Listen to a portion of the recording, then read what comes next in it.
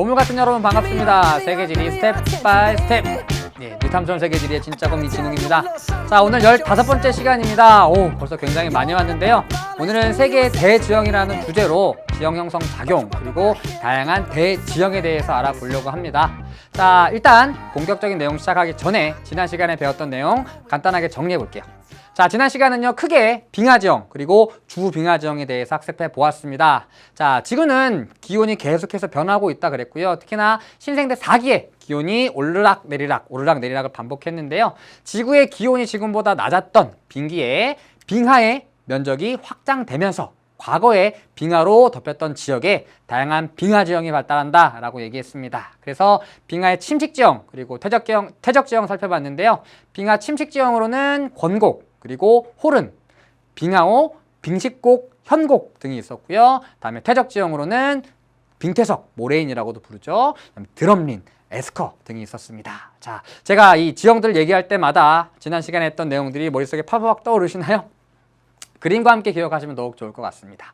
자, 그리고 주빙하 지형도 살펴봤습니다. 주빙하 지형은 빙하 주변에 발달하는 지형입니다. 그래서 대체적으로 툰드라 기후 지역에 발달하는 지형들이 많은데요. 툰드라 기후 지역의 가장 큰 특징, 여름이 되면 녹았다가 겨울이 되면 얼었다를 반복하는 활동층이 존재합니다. 그래서 활동층의 동결과 융해로 인해서 발달하는 지형들이 바로 주빙하 지형이라고 얘기했고요. 구조토 그리고 솔리플럭션이라는 현상까지 살펴보았습니다. 그리고 북극지방과 남극 대륙까지 살펴봤는데요. 중요한 내용들은 그다지 없었던 것 같습니다. 자, 이렇게 지난 시간에 배웠던 내용들 정리해 보았습니다. 지난 시간에 배웠던 내용들은 제가 지난 시간에도 말씀드렸듯이 여러분들이 쉽게 눈으로 관찰할 수 없던 그리고 우리 주변에서 쉽게 관찰할 수 없는 지형들이기 때문에 상상의 나래를 펼치면서 공부하는 것들이 굉장히 중요합니다. 그림들 하나하나 기억해 가시면서 여러분들의 머릿속에 남겨두셨으면 좋겠습니다. 자, 그럼 세계 대지형 시작하기 전에 또 코너가 있죠. 본격적인 내용 시작하기 전에 할 일들이 굉장히 많네요.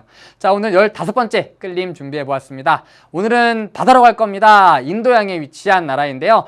지금 우리나라에 굉장히 많은 사람들이 제1의 신혼여행지로 손꼽는 지역이기도 합니다. 바로 세이셸 공화국이라는 곳입니다. 세이셸 공화국은요, 인도양의 진주라고도 불립니다. 1976년 6월 29일에 영국으로부터 독립한 섬입니다. 인구는 8만 5천 명 정도고요. 영국 BBC 방송이 죽기 전에 꼭 가봐야 할 천국으로 선정한 곳이기도 합니다. 그리고 트래블러지라고 하는 잡지가 선정한 세계 최고 해변 1위에 오른 섬나라이기도 합니다. 특히 영국 윌리엄 왕자 부부의 신혼여행 그리고 축구스타 베컴 부부가 결혼 10주년 여행을 한 곳으로도 유명합니다. 115개의 섬으로 이루어진 세이셸은 다양한 해양생물과 산호를 만날 수 있는데요. 15억 년 전 태고적 원시림과 생물들이 그대로 보존되어 있는 그야말로 지상낙원이라고 부를 수 있습니다.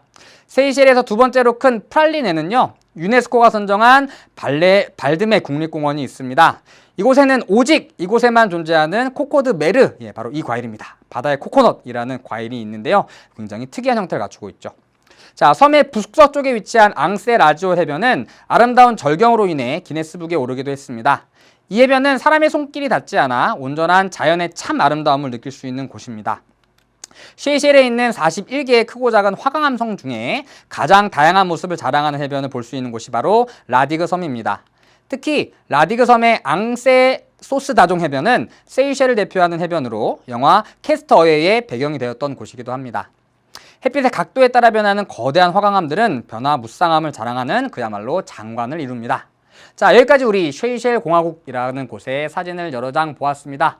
자, 여러분들 처음 들어보시는 분들이 굉장히 많을 거예요. 과거에는 이 지역에 1년에 200명도, 우리나라 사람들이 200명도 찾지 않았던 곳이라 그래요. 그런데 아까 말씀드렸듯이 오바마 부부도 가고요, 베컴 부부도 가고, 영국의 윌리엄 왕자도 방문하면서 우리나라에도 굉장히 유명세를 타게 됐고요. 현재는 많은 사람들이 가장 가고 싶은 신혼여행지로 꼽는 곳이기도 합니다.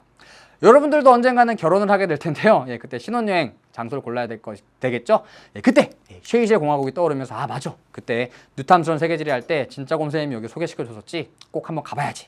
여기 꼭 한번 신혼여행지로 한번 선택해 보시는 것도 좋은 선택이 될 것 같습니다.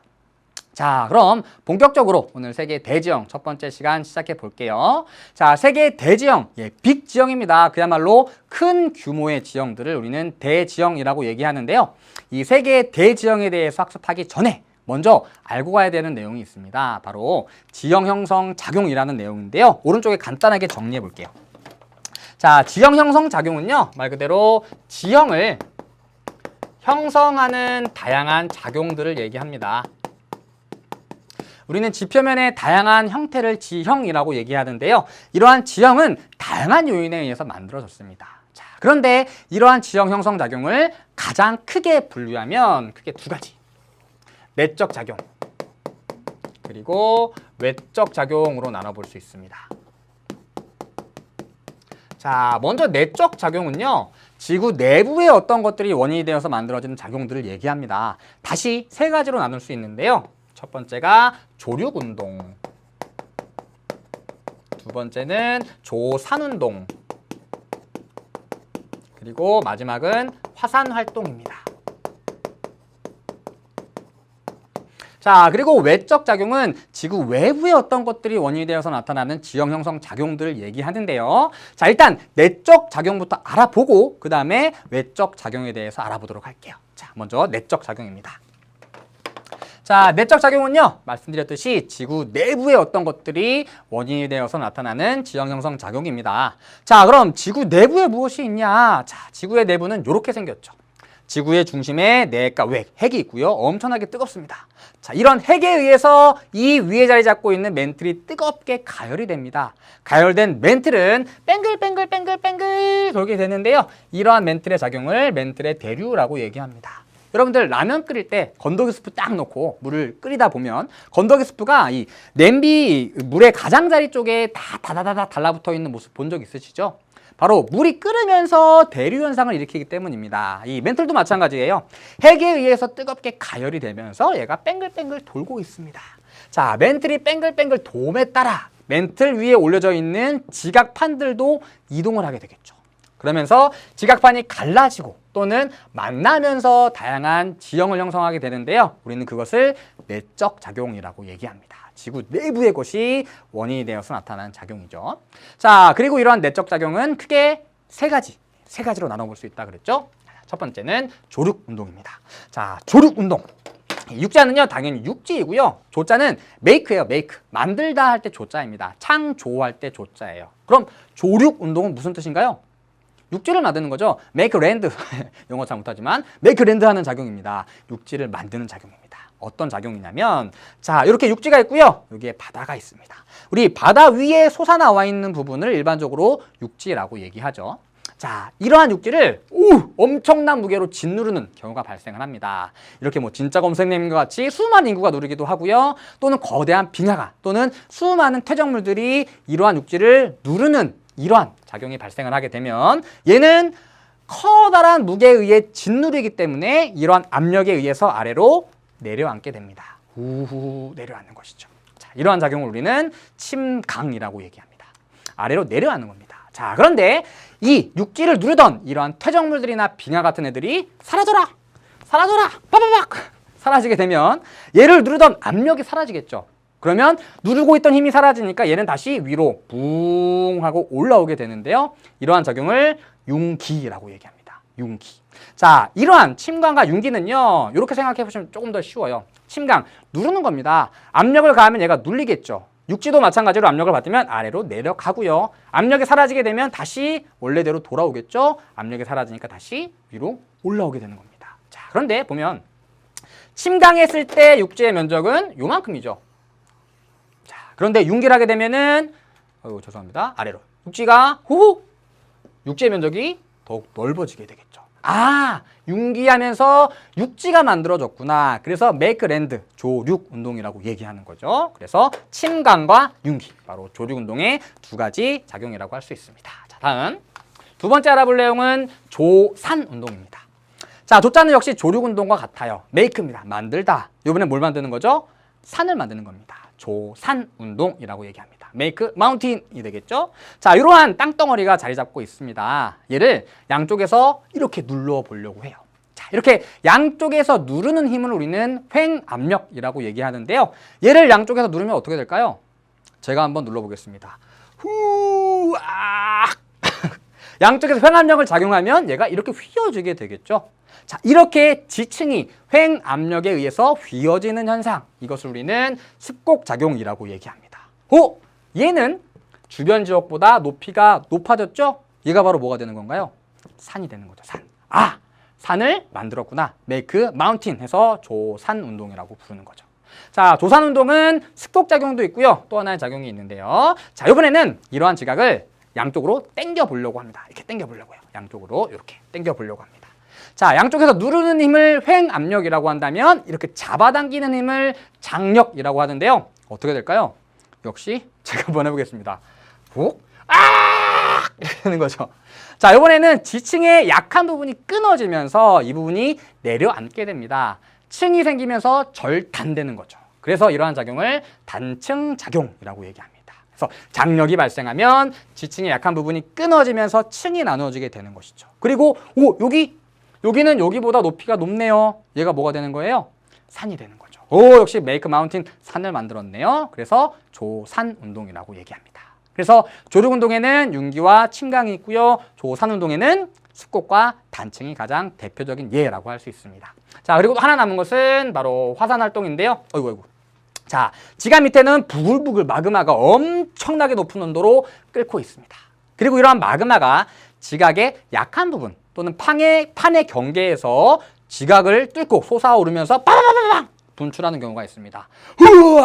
마그마가 솟아오르면 지표면 위로 올라오면서 이름을 용암으로 바꿉니다. 서서히 굳어가는 암석이라는 뜻이에요. 그래서 이렇게 산을 만들게 되는데요. 역시 이렇게 이런 형태의 산이 만들어지게 됐죠. 얘도 지구 내부의 것이 원인이 되어서 나타나는 작용이기 때문에 이것을 화산활동인데요. 화산활동도 내적 작용의 대표적인 예라고 할 수 있습니다. 자, 여기까지 우리 내적 작용 알아봤고요. 이제는 외적 작용 알아봐야겠죠. 자, 외적 작용입니다. 외적 작용. 자, 지구 외부에서 지구에 어마어마한 영향력을 행사하고 있는 애가 누가 있을까요? 지구 밖에서. 바로 태양입니다. 자, 육지와 바다가 있고요. 태양의 뜨거운 열에 의해서 바닷물이 가열되기 시작합니다.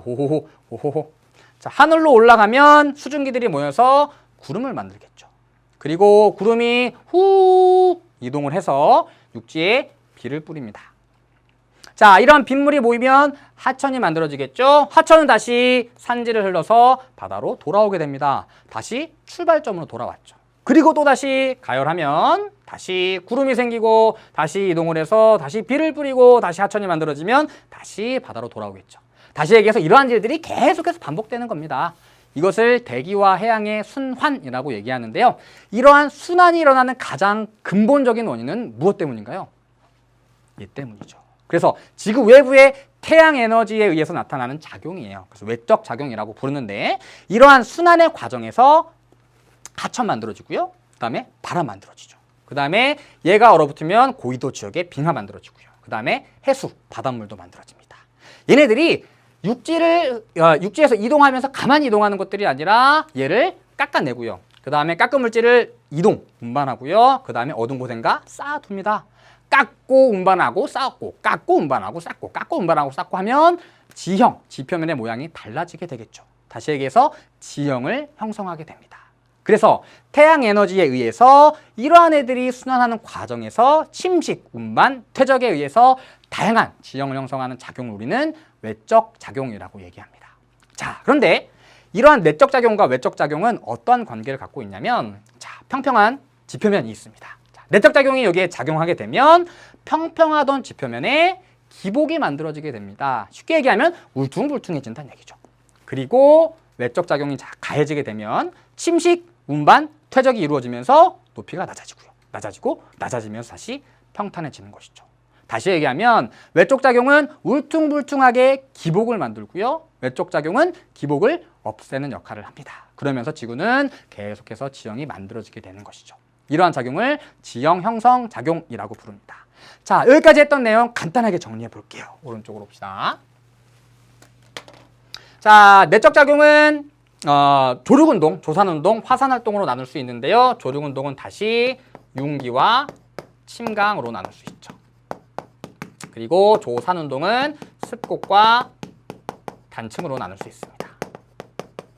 자, 그리고 외적 작용은요, 태양 에너지에 의해서 다양한 아이들이 순환하는 과정 속에 침식, 운반, 퇴적이 이루어지면서 다양한 지형을 만드는 작용입니다.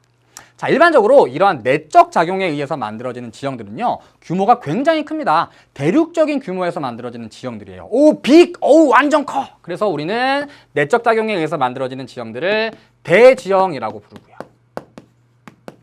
그리고 상대적으로 하천, 바람, 해수, 빙하들에 의해서 만들어지는 지형들은 크기가 조금 작은 편이에요. 그래서 이러한 외적 작용에 의해서 만들어지는 지형들을 소지형이라고 부릅니다. 그리고 대지형은 기복을 만들게 되고요. 그러니까 내적 작용이 기복을 만들게 되는 것이죠. 그리고 소지형, 외적 작용은 기복을 없앤다. 그러니까 평탄화 작용이라고도 얘기하는데요. 이러면서 지구의 지표면의 형태, 다시 얘기해서 지형이 변화하게 되는 것입니다. 그리고 잠시만요. 우리가 오늘 학습할 내용이 바로 이건 거죠. 대지형.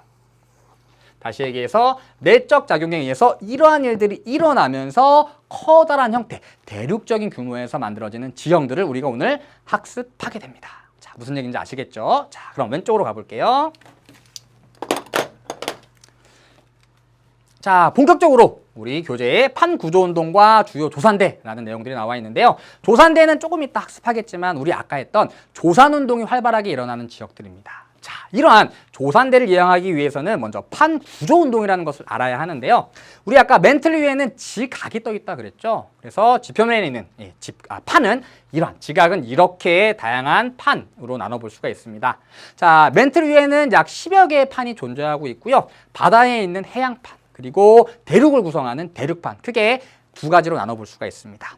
대표적인 해양판은요, 여기에요. 태평양판, 그리고 필리핀판, 그리고 나즈카판, 코코스판, 다시 얘기해서 태평양 주변에 있는 판들이 대표적인 해양판이라고 생각하시면 됩니다. 자, 그런데요, 이 해양판과 대륙판은요, 밀도가 조금 달라요. 이 해양판과 대륙판을 구성하고 있는 물질이 차이가 있기 때문인데요. 해양판은 대륙판보다 밀도가 큽니다. 그래서 두 판이 만나게 되면 상대적으로 밀도가 큰 해양판이 대륙판 아래쪽으로 이렇게 들어가게 되는 것이죠. 우리 찬 공기와 따뜻한 공기가 있습니다. 찬 공기는 따뜻한 공기보다 밀도가 크다 그랬죠. 두 공기가 만나면 밀도가 큰 찬 공기가 아래로 파고 들어가듯이 역시 밀도가 큰 해양판이 대륙판 아래쪽으로 파고 들어간다, 이렇게 생각하시면 됩니다. 자, 그리고 이러한 판들이 멘틀의 대류에 의해서 계속해서 이동을 하면서 갈라지기도 하고 충돌하기도 하고 아래쪽으로 들어가기도 하면서 다양한 지형들이 만들어지게 되는데요. 이러한 지역들을 판의 경계라고 얘기합니다. 자, 판의 경계는 종류가 여러 가지예요. 그래서 오늘 먼저 판의 경계, 어떤 것들이 있는지 살펴볼게요. 자, 첫 번째 판의 경계입니다. 판과 판들이 만나거나 벌어지는 이러한 지역들이에요. 자, 지각의 상대적으로 약한 부분에서 마그마가 먼저 판이 갈라지는 경계입니다. 자, 마그마가 끓고 있습니다. 파파파파. 자, 마그마가 계속해서 분출하게 되면 이 마그마가 굳으면서 새로운 지각을 만들게 됩니다. 그리고 이 지각들은 양쪽으로 퍼져 나가게 되는 것이죠. 다시 또 마그마가 파파파박 하면은 역시 새로운 지각이 만들어지면서 양쪽으로 퍼져 나가게 됩니다. 그래서 판이 양쪽으로 갈라지고 있기 때문에 이러한 곳을 판이 갈라지는 경계라고 부르고요. 이렇게 마그마의 활동에 의해서 새로운 판, 지각판들이 생겨나는 지역을 우리는 해령이라고 부릅니다. 마치 산맥과 같은 형태를 갖추고 있거든요. 그래서 첫 번째, 판이 갈라지는 경계. 대표적인 곳이 대서양 중앙해령에 위치하고 있는 그 아이슬란드라고 하는 나라예요. 자, 다음 두 번째. 자, 두 번째 경계는요, 대륙판이 충돌하는 경계입니다. 대륙판과 대륙판은 밀도가 비슷하기 때문에 두 개의 판이 만나면 뽕 하고 충돌을 하게 됩니다. 그래서 양쪽에서 대륙판이 훅 하고 다가오다가 뻥 하고 부딪히게 되면 높은 산맥들이 생겨나게 되는데요. 이러한 산맥들을 우리는 일반적으로 습곡 산지라고 부릅니다. 압력에 의해서 높이 솟아오른 산지이기 때문이죠. 자, 그럼 이렇게 대륙판이 충돌하는 경계에는 어떤 지역들이 있느냐, 그리고 이러한 곳에서 만들어진 산맥에는 어떤 것들이 있느냐 간단하게 보죠. 자, 유라시아판이 있고요. 아래쪽에 인도판, 인도 오스트레일리아판이기도 한데요. 간단하게 잘랐어요. 자, 인도판이 유라시아판으로 이동해 옵니다. 뽕! 높은 산지가 펴펴평 생겨나겠죠? 이 산맥이 뭔가요? 바로 히말라야 산맥입니다. 대륙판과 대륙판의 충돌에 의해서 만들어지는 산맥이에요. 그리고 유라시아판으로 아프리카판이 뻥 충돌하게 되면 역시 여기도 산맥이 만들어지는데요. 이 산맥 알프스 산맥이 되는 것이죠. 그래서 대륙판이 만나는 경계에 만들어지는 산맥들이에요. 대륙판이 만나는 경계. 자, 다음 세 번째. 세 번째는요. 해양판과 대륙판이 만나는 경계입니다. 자, 얘가 대륙판이고요. 얘가 해양판이에요. 해양판이 대륙판 쪽으로 다가옵니다. 붕. 자, 해양판과 대륙판 중에 누가 더 밀도가 크다 그랬죠? 해양판이 밀도가 더 크다 그랬죠. 그래서 해양판이 대륙판 아래쪽으로 쓱 파고 들어가게 됩니다. 자, 그러면 이 지역에 굉장히 깊은 구덩이, 고랑이 만들어지게 되는데요. 이 지역을 우리는 해구라고 부릅니다. 이거 도랑할 때 구자예요. 여러분들 이렇게 볼링 딱 쳐다 보면은 잘 쳐서 막 핀 10개 다 넘어지는 경우도 있지만 던지자마자 막 또랑으로 빠지는 경우가 있죠. 이게 또랑이에요. 바다에 있는 또랑이라는 뜻입니다. 그리고 해양판과 대륙판이 만나면서 압력이 작용하기 때문에 얘가 밀려서서 오르면서 이렇게 높은 산맥들이 만들어지게 되는 것이죠. 자, 그러면 해양판과 대륙판이 만나는 경계는 어떤 곳들이 있느냐? 대표적인 두 곳 살펴보죠. 자, 북아메리카판과 남아메리카판이 있습니다. 남아메리카판으로 나즈카판이 붕! 뻥! 해양판과 대륙판이 만났어요. 그래서 높은 산맥이 만들어졌죠. 이 산맥 뭔가요? 바로 안데스 산맥이 되는 거죠. 이렇게 만들어진 산맥이고요. 그리고 북아메리카판으로 태평양판이 붕! 빵! 역시 해양판이 대륙판 아래로 파고 들어가면서 산맥이 만들어지는데 이게 바로 로키 산맥이 되는 것이죠. 그래서 해양판과 대륙판이 만나는 경계에 발달하는 산맥들이에요. 자, 하나 더 보죠. 자, 세 번째 알아볼 것은 아까 살펴봤던 건데요. 자, 이러한 지각이 있습니다. 얘를 양쪽에서 잡아 당길 거예요. 역시 판이 갈라지는 경계인데요. 잡아 당기면 얘가 이렇게 주저앉는다 그랬죠. 그리고 이것을 우리는 단층이라고 부른다 그랬습니다. 자, 그리고요. 이 단층에 의해서 상대적으로 높이가 낮아진 지역, 여기를 우리는 지구라고 부릅니다. 아까 해구 할 때 했었죠? 구는 무슨 구자? 도랑, 낮은 곳. 낮은 곳. 해구는 바다의 또랑이고요. 얘는 육지의 또랑이 되는 거죠. 그리고 상대적으로 높이가 높은 지역을 지루라고 부릅니다. 자, 그런데 이러한 지구와 지루가 길게 마치 띠처럼 이렇게 만들어지는 경우가 있어요. 이러한 지역을 우리는 지구대라고 부릅니다. 양쪽으로 판이 갈라지면서 지정을 만드는 판이 갈라지는 경계, 대표적인 지역이라고 볼 수 있습니다. 그리고 이러한 지구대가 분포하는 가장 대표적인 지역이 어디냐? 바로 여기예요. 동아프리카 지구대라고 부르는데요. 여기가 바로 동아프리카 지구대입니다. 그래서 양쪽으로 갈라지고 있는 지역들이에요. 자, 여기가 바로 홍해인데요. 잘 보면 이 두 지역이 과거에 마치 붙어 있었던 것 같죠. 이 경계선을 맞춰보면은 딱 들어맞는 것 같은 모습이 나타나는데요. 바로 과거에 붙어 있다가 판이 갈라지면서 찢어진 곳이에요. 그리고 여기가 이제 동아프리카 지구대인데요. 역시 판이 갈라지면서 여기에 상대적으로 높이가 낮은 지구가 길게 띠처럼 지구대가 형성되어 있는 지역이라고 볼 수 있습니다. 그리고 여기에 상대적으로 높이가 낮기 때문에 물이 고이게 되겠죠. 이러한 호수들을 우리는 단층호라고 부르는데요. 동아프리카 지구대에 자리 잡은 호수들입니다. 그래서 판이 갈라지는 경계라고 생각하시면 돼요. 자, 그럼 우리 교재에 있는 자료 같이 보면서 지금까지 했던 판의 경계 간단하게 정리해보죠. 자, 여러분 교재 자료 분석에 있는 내용입니다. 그래서 여러 개의 판이 있고요. 판이 분리되는 지역, 충돌하는 지역, 수평 이동하는 지역, 판의 이동 방향 등이 표시되어 있습니다. 자, 먼저 A 보죠. A. 자, A는요. 판이 갈라지는 경계예요. 아까 살펴봤던 동아프리카 지구대입니다. 얘들이 이렇게 갈라지면서 높이가 상대적으로 낮은 지구대가 만들어지는 것이고요. 다음 두 번째. 두 대륙판이 충돌하는 경계입니다. 여기죠.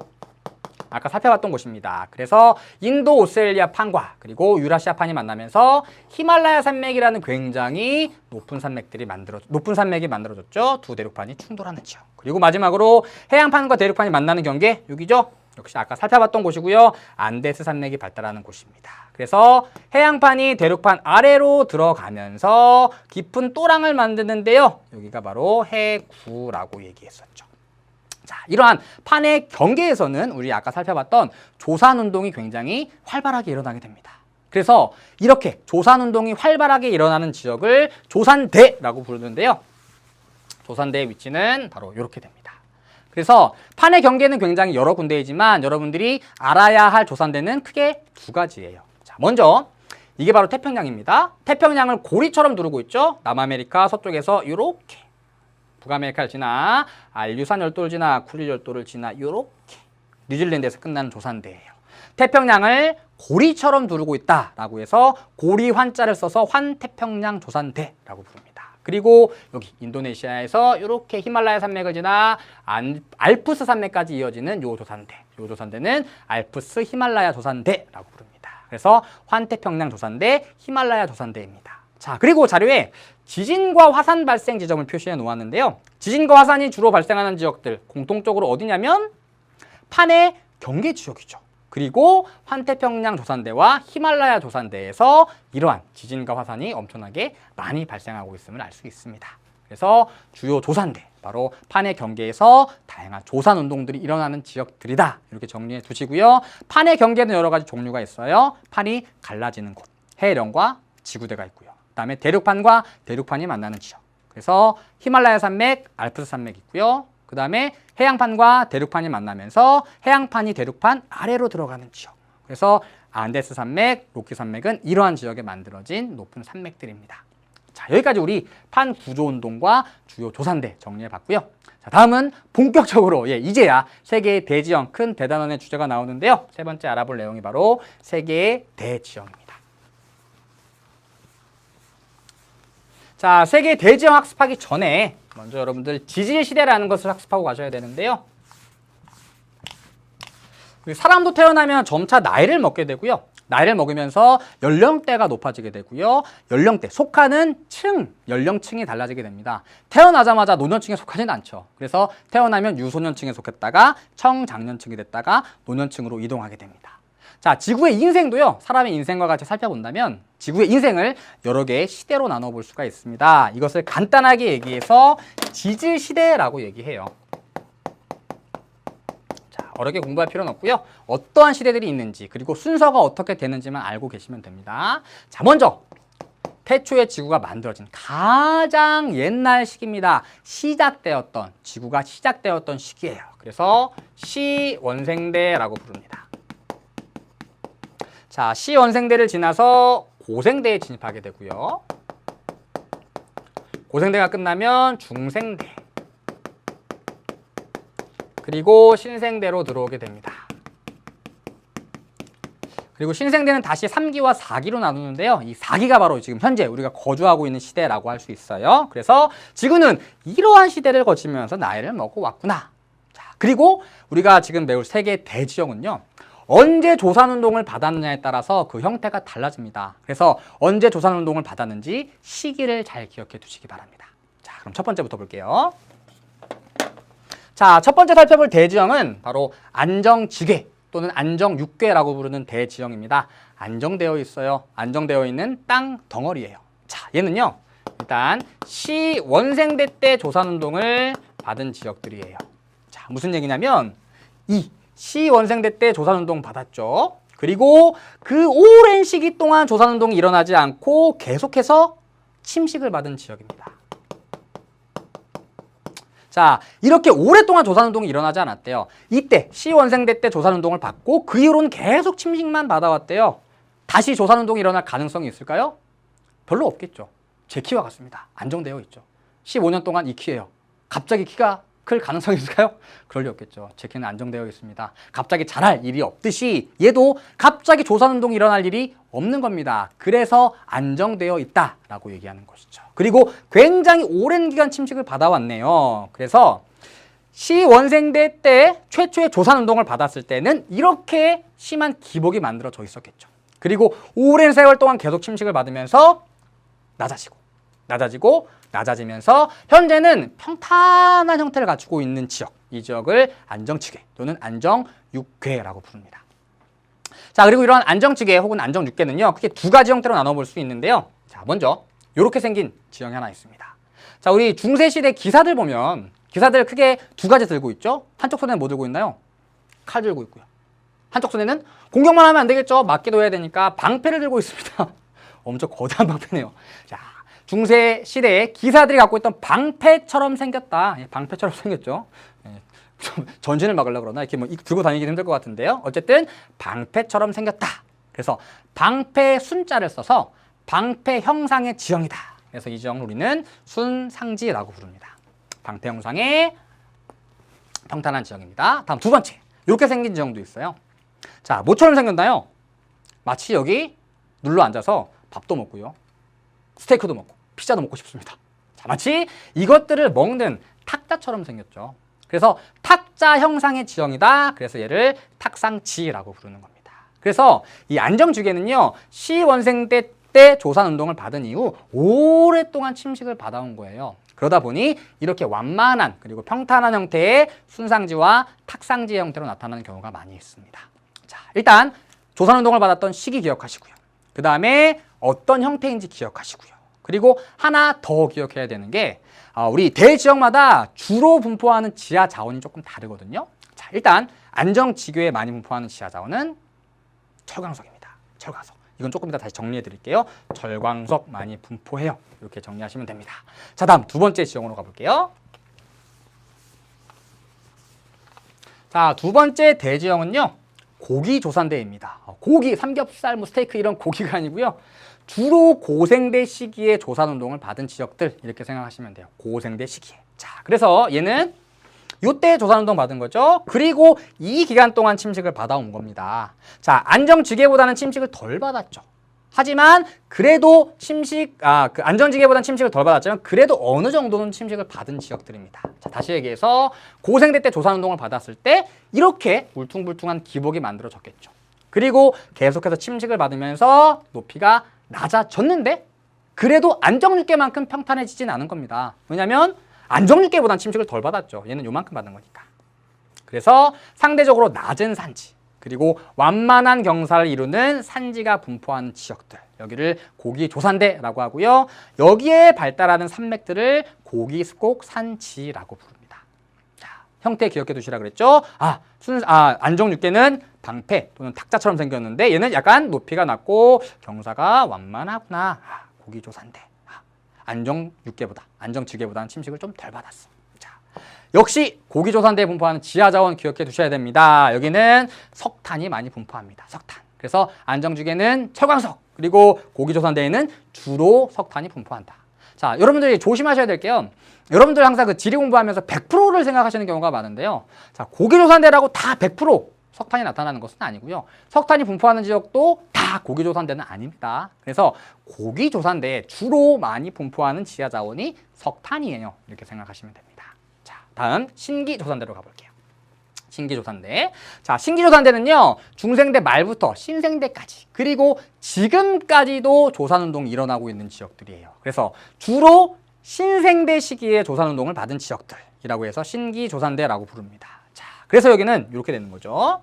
자, 안정지계는 이때 조산운동 받고 이만큼 침식 받았어요. 그리고 고기조산대는 이때 조산운동 받고 일어나고 이만큼 침식 받았어요. 그런데 신기조산대는 이때 조산운동이 일어나고 침식을 거의 안 받았죠. 심지어 지금도 조산운동을 받고 있는 지역들도 있습니다. 그래서 침식을 가장 적게 받았기 때문에 뿅! 이렇게 생긴 겁니다. 여전히 해발 고도가 높고요. 굉장히 경사가 급한 산지가 나타난다는 것이죠. 그래서 이러한 신기조산대가 나타나는 지역들은 현재도 조산운동이 활발히 일어나고 있는 판의 경계 지역들이 많이 있습니다. 판의 경계 지역에 발달해요. 자, 이러한 지역들은 조산대, 환태평양 조산대, 알프스 히말라야 조산대라고 얘기했었죠. 그래서 현재도 판의 경계에 속해서 활발히 조산운동이 일어나고 있어요. 지진도 일어나고요. 화산 활동도 일어납니다. 갑자기 여기 살고 있다가 차 마시고 있는데 갑자기 뿡! 막 언제 지진이 터질지 화산이 터질지 모릅니다. 굉장히 심리적으로 불안하겠죠. 그래서 이 지역은 불안정한 지역이에요. 그래서 여전히 지진과 화산이 활발히 일어나는 지역들입니다. 그리고 해발 고도가 높고 연속성이 뚜렷하고 경사가 급한 산지들이 신기조산대에 나타나게 됩니다. 역시 지하자원의 분포 살펴봐야겠죠. 신기조산대에 주로 나타나는 지하자원. 우리나라에는 별로 없는 아이들입니다. 대표적인 게 석유, 그 다음에 천연가스입니다. 천연가스는 기체 상태이기 때문에 주로 이러한 거대한 선박에 의해서 운반되는 경우가 많아요. 뭐 파이프를 통해서 수출하기도 하지만, 그래서 신기조산대에는 석유와 천연가스 많이 분포한다. 이렇게 정리할 수 있겠죠. 자, 그럼 지금까지 했던 내용들 간단하게 오른쪽에 정리해 볼게요. 자, 먼저 안정지괴 또는 안정육괴라고도 부릅니다. 안정지괴. 자, 얘는 언제 조산운동 받았냐면 시원생대 때. 그래서 현재는 오랜 침식을 받아서 굉장히 평탄화된 곳들입니다. 그리고 두 가지로 구분해 볼 수 있다 그랬죠. 방패 형상으로 생긴 순상지 그리고 탁상지로 구분해 볼 수 있습니다. 그리고 안정지구에 많이 매장되어 있는 지하 자원은 철광석이라 그랬죠. 다음 두 번째 고기조산대이고요. 이름에서도 알 수 있듯이 얘는 주로 고생대 때. 자, 안정지괴보다는 침식을 덜 받았기 때문에 얘의 핵심 키워드는요. 낮은 산지. 낮고 다시 할게요. 낮고 완만한 산지. 이렇게 되는 거죠. 그리고 여기에 주로 분포하는 지하자원은 석탄이라고 얘기했었죠. 석탄. 자, 다음 세 번째로 갈게요. 세 번째는 신기조산대이고요. 자, 신기조산대는 언제? 중생대 말부터 신생대 사이에. 현재도 신생대죠. 현재도 조산운동이 활발하게 일어나고 있어요. 그래서 지각이 불안정합니다. 지각이 불안정하기 때문에 어떠한 자연재해가 많이 나타난다고요? 지진과 화산 나타나게 되는 거죠. 자, 다음 세 번째 신기조산대에 주로 분포하는 지하자원은 석유, 오일과 천연가스입니다. 자, 이 세계 대지형과 관련해서는요. 첫 번째 형태 기억해 두셔야 돼요. 순상지 이렇게 생겼고요. 탁상지 이렇게 생겼다 그랬죠. 그 다음에 고기조산대. 고기조산대에 분포하는 낮고 완만한 상지는 이렇게 생겼습니다. 다음 신기조산대에 분포하는 산지는 이렇게 생긴 거죠. 형태로 기억하시고요. 두 번째 지하자원 기억하셔야 되는데요. 이거는 좀 더러운 얘기지만 여러분들 이제 응가 생각하시면 조금 쉽습니다. 여러분들 저도 가끔 걸리는데요. 변비 걸리는 경우 있으시죠? 열심히 먹는데 안 나와요. 응가가 안 나와요. 자, 응가는 뱃속에서 장에서 열심히 후후후후 다져지고 있습니다. 후후후후 오랫동안 다져지는 거죠. 열과 압력을 받아서. 그리고 결국에 그날이 옵니다. 엄청난 아이가 쏟아져 나옵니다. 크기도 엄청나게 크고요. 단단한 아이가 쏟아져 나오게 되죠. 변비. 자, 반면 평상시에는 그냥 말랑말랑하고 그냥 일반적인 애들이 나오게 되고요. 그리고 먹자마자 막 체해가지고 막 식중독 같은 거 걸리면 장에서 다져질 시간이 없이 갑자기 뽕뽕뽕 하고 응가가 나오죠. SS, 설사입니다. 방구도 나오고요. 가스. 그 다음에 물똥, 물응가 나오죠. 물응가, 설사. 이렇게 생각하시면 돼요. 자, 그래서 얼마 동안 땅속에서 다져졌느냐에 따라 지하자원을 기억하시면 됩니다. 얘는 마치 변비와 같은 거예요. 오랫동안 땅속에 열과 압력을 받습니다. 굉장히 단단한 철광석 분포하고요. 얘는 얘보다는 좀 덜 다져졌죠. 그냥 응가예요. 그래서 철광석보다는 덜 단단한. 그리고 얘는 설사입니다. 설사. SS, WS. 그래서 방구 나오죠. 천연가스. 물똥 나오죠. 석유. 다져질 시간이 없었기 때문에 이러한 애들이 나온다. 이렇게 기억하시면 조금 편할 것 같습니다. 오랫동안 다져지고 덜 다져진 거. 이렇게 기억하시고요. 자, 다음. 하나 더 기억하셔야 되는 거는 분포입니다. 얘네들이 과연 어디에 있느냐 꼭 알아두셔야 돼요. 자, 사진으로 같이 보죠. 지도로 같이 보겠습니다. 자, 이 지도가 바로 이 대지형의 분포를 보여주는 지도입니다. 자, 그래서 먼저 안정 6개부터 살펴보죠. 아프리카 탁상지 안정 6개이고요. 시베리아 순상지, 발트 순상지, 그리고 오스트레일리아도 이 국토의 대부분이 순상지입니다. 그리고 로렌시아 순상지, 캐나다와 미국에 걸쳐 분포하고 있고요. 브라질 순상지, 순상지입니다. 안정 6개. 다음 고기조산대부터 볼게요. 고기조산대 여기 영국과 스칸디나비아 반도, 특히 스칸디나비아 산맥은 고기조산대에 분포하는 고기스콕 산지입니다. 우랄 산맥도 고기스콕 산지. 그리고 여기 드라켄즈버그 산맥이라고 남아공에 있는 산맥도 고기스콕 산지이고요. 그레이트 디바이딩 산맥, 에팔레치아 산맥도 고기스콕 산지. 고기조산대 발달해 있는 산지들이에요. 그리고 신기조산대 빨간색으로 표시되어 있습니다. 환태평양 조산대. 그리고 알프스 히말라야 조산대에 주로 자리 잡고 있죠. 그래서 알프스 산맥, 아틀라스 산맥, 히말라야 산맥, 로키 산맥, 안데스 산맥은 신기 조산대에 발달해 있는 신기 습곡산지라고 할 수 있습니다. 그래서 분포 꼭 기억해 두셔야 됩니다. 자, 자료 하나 더 준비했어요. 자, 바로 세계 대지원과 지하 자원인데요. 자, 이번에 안정육계가 이렇게 조금 진한 노란색, 옅은 노란색, 그리고 초록색으로 표시되어 있습니다. 자, 안정육계 봤더니, 자, 요거 세모, 오, 철광석, 오, 철광석, 오, 철광석. 아하, 안정육계에 철광석 많이 분포하는구나. 자, 다음, 고기조산대, 네모, 석탄. 아, 석탄! 으아, 석탄!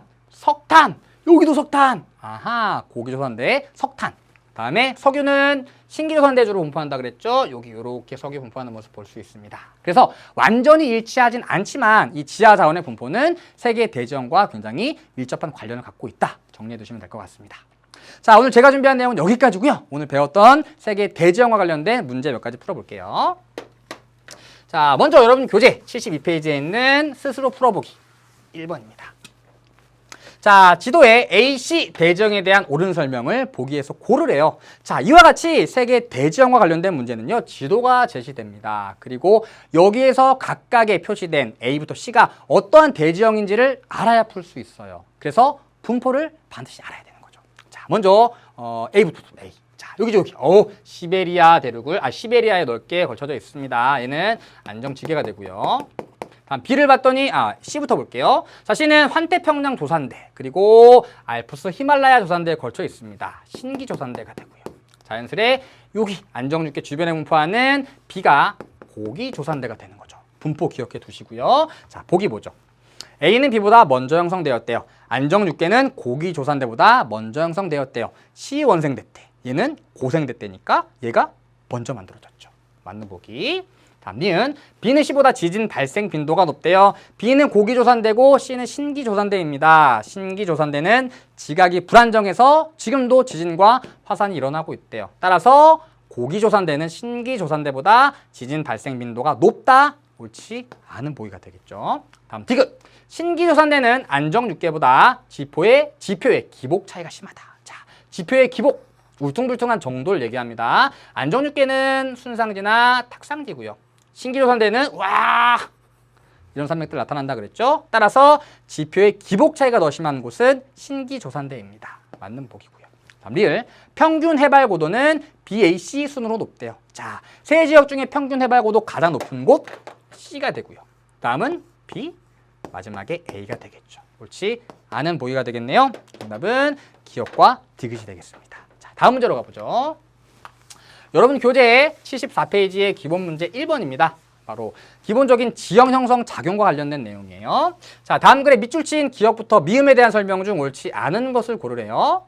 자, 대륙 규모의 큰 산맥이나 고원, 평야를 대지형이라고 하는데 이와 같이 대지형은 넓은 범위에 걸쳐 나타나는 조류운동이나 대규모 산지를 형성하는 조산운동 등의 내적 작용에 의해 형성된대요. 자, 선지부터 먼저 볼게요. 조류운동. 조류운동의 사례로는 융기와 침강이 있대요. 융기, 침강, 메이크 랜드라 그랬죠? 맞는 내용이고요.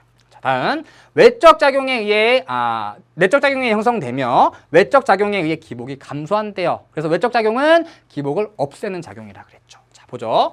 외적 작용의 사례로는 침식, 운반, 퇴적 작용이 있다. 맞는 내용이죠. 자, 다음 세계 대지형은 조산운동을 받은 시기에 따라 안정지계, 고기습곡산지, 신기습곡산지로 나눠 볼 수 있는데요. 자, 3번. 안정지계는 순상지와 탁상지 등으로 구분한대요. 그렇죠. 방패 형상의 순산지, 그리고 탁자 형상의 탁상지로 나눌 수 있고요. 다음 4번. 고기습곡산지는 대부분 화산활동으로 형성된 산지래요. 아니죠. 얘는 고생대 시기에 조산운동을 받은 이후로 침식을 받아 형성된 산지입니다. 옳지 않은 내용은 4번이 되고요. 나머지 선지 보죠. 5번. 자, 신기습곡산지는 지각이 횡압력을 받아 형성되었대요. 습곡산지니까 횡압력 받아서 만들어졌겠죠. 정답은 4번이 되겠네요. 다음 문제 풀어보겠습니다. 자, 여러분 교재 74페이지의 기본 문제 2번이고요. 자, 지도는 세계 대지형의 분포를 나타낸 것이래요. 가, 다에 대한 옳은 설명을 보기 위해서 고르랍니다. 자, 역시 가나다 나왔습니다. 대지형의 분포 알아야겠죠. 먼저 가보겠습니다. 아프리카, 시베리아, 오스트레일리아, 안정육계가 됐고요. 안정지괴. 다음 나를 봤더니 환태평양 조산대, 알프스, 히말라야 조산대를 따라서 만들어져 있네요. 신기 조산대가 되고요. 다음 다는 자연스레 고기 조산대가 되겠죠. 그래서 에팔레치아 산맥, 그레이트 디바이딩, 드라켄즈버그, 그다음에 스칸디나비아 산맥들이 다에 속합니다. 자, 그럼 기억 볼게요. 자, 안정지계에는 철광석이 많이 매장되어 있대요. 그렇죠. 오랫동안 열과 압력을 받아서 단단한 철광석이 분포한다 그랬죠. 맞고요. 기억 맞고요. 다음 니은 나는 신기조산대는 오늘날에도 조산운동이 진행되고 있답니다. 그렇죠. 여러분 뉴스 보면 가끔 막 지진이 발생했어요. 화산 발생했어요. 대부분 신기조산대에 속하는 지역들이에요. 니은도 맞고요. 자, 다음 남아있는 보기 보죠. 디귿 다는 고생대 이전에 조산운동을 받았대요. 아니죠. 얘는 주로 고생대 이후에 조산운동을 받은 지역들이고요. 다음 리을 지진 발생 빈도는 가가 가장 높고 나가 가장 낮대요. 자, 세 지역 중에 지진 발생 빈도 가장 높은 곳 어딘가요? 예, 나가 되겠죠. 지금도 일어나고 있으니까. 가장 낮은 곳은 안정되어 있어요. 제 키처럼 이제는 지진과 화산이 발생할 가능성이 거의 없어요. 가장 높고 가장 낮습니다. 옳지 않은 내용이 되겠네요. 정답은 기억과 니은을 포함하고 있는 1번이 되겠네요. 자, 한 문제만 더 풀어보겠습니다. 자, 여러분 교재 75페이지의 기본 문제 5번이에요. 자, 지도는 아프리카의 주요 대지형을 나타낸 것이래요. A부터 C에 대한 설명으로 옳지 않은 것을 고르랍니다. 자, A는요. 아틀라스 산맥이에요. 신기조산대에 속하고요. B는 우리 아까 살펴봤던 동아프리카 지구대입니다. C는 드라켄즈버그 산맥이고요. 고기조산대에 속해요. 선지보죠. 자, A는 지각판의 충돌로 형성되었대요. 자, 이 지역은요. 해양판과 대륙판이 만나서 만들어지는 지역입니다. 그래서 맞는 내용이고 정답은 아니죠. 다음 B, 2번. 지구대는 단층작용으로 형성된 골짜기래요. 그렇죠. 이 지구대는 양쪽의 장력에 의해서 지대가 낮아진 지역들이라 그랬죠. 맞고요. 다음 3번 C. 고기 습곡산지에 해당하는데요. 그렇죠. 다음 4번. A와 B에서는 빅력토 평원을 볼 수 있대요. 빙하에 덮였던 지역에서 나타나는 빙하 지역입니다. 이 지역은 과거에 빙하로 덮였던 곳이 아닙니다. 옳지 않은 것은 4번이고요. 5번. B는 C에 비해 지역 형성 시기가 늦대요. 얘는 주로 고생대 때. 얘는 지금도 만들어지고 있으니까 그래서 B는 C에 비해 지역 형성 시기가 늦겠죠. 자, 여기까지 문제 풀어봤습니다. 자, 오늘 세계의 대지형과 관련된 내용들을 살펴봤습니다. 그래서 지형 형성 작용부터 세계의 대지형, 안정지계, 고기조산대, 신기조산대까지 살펴봤습니다. 어떤 내용들이 있는지 그리고 세계의 대지형은 분포, 지하자원, 형태까지 기억해 두시라 그랬죠. 자, 그럼 오늘 배웠던 내용 중에 어떤 내용들이 중요한지 키워드 한번 살펴볼게요. 오늘의 키워드 오키. 자, 첫 번째 지각판이 멘틀의 대륙에 이동하면서 어쩌고저쩌고 대륙 구묘의 지형이랍니다. 자, 그리고 두 번째 대륙판이 충돌하는 경계 그리고 해양판과 대륙판이 만나는 경계에서 형성된 산맥으로는 어떤 것들이 있는지 살펴보시고요. 자, 다음 세 번째, 네 번째, 다섯 번째는 세계의 대지형과 관련된 내용입니다. 각각 어떠한 대지형과 관련된 설명인지 정리해 보시기 바랍니다. 자, 오키까지 살펴보았습니다. 오늘 제가 준비한 내용은 여기까지입니다. 자, 다음 시간에는 세계의 대지형 두 번째 시간으로 주로 화산 활동에 대해서 집중적으로 알아보도록 하겠습니다. 오늘도 고생 많으셨습니다. 다음 시간에 웃는 얼굴로 만나요. 여러분들은 참 소중한 사람입니다. 안녕. 다음 시간에 봐요.